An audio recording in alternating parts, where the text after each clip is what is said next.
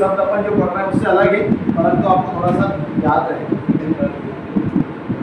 3 शब्द देखो इधर। एक समझना आप विधायिका,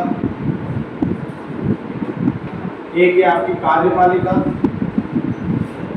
और एक है आपकी न्यायपालिका।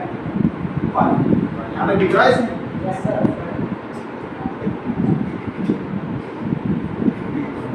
जो विधायिका है, भारत की सबसे बड़ी विधायिका क्या है? संसद। क्या है? संसद। तो संसद का प्रमुख कार्य क्या है? कानून का निर्माण। क्या है? कानून का क्या है? निर्माण। और उस कानून को लागू करवाने का कार्य क्या है? किसका है? कार्यपालिका। कानून को लागू करवाना और साथ नीति निर्माण, साथ ही क्या है? नीति।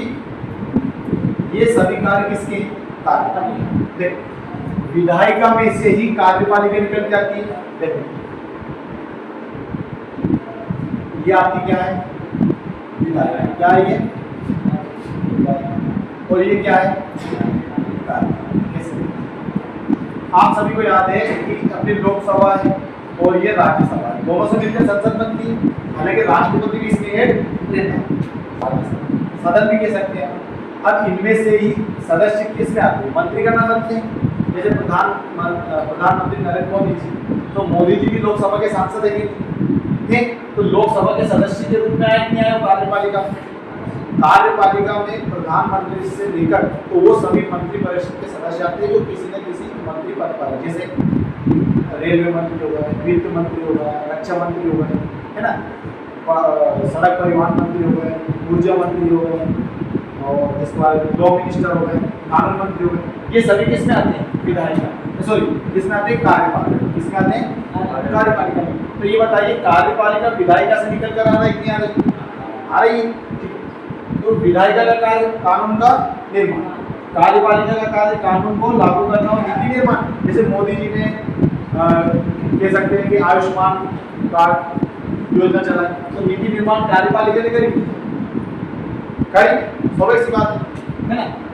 और एक होती है न्यायपालिका। अब जो कानून विधायिका ने बनाया और कार्यपालिका ने लागू करवाया, तो उस कानून की जांच करना, क्या करना? जांच करना। किसका कार्य? न्यायपालिका। यदि वो कानून मौलिक अधिकारों का हनन करता है तो उस कानून को क्या कर दिया जाएगा? सुप्रीम कोर्ट द्वारा रद्द कर दिया। क्या कर दिया जाएगा? तो सुप्रीम कोर्ट की इतनी पावर होती है कि जो वो कह दे वही कानून बन जाता है।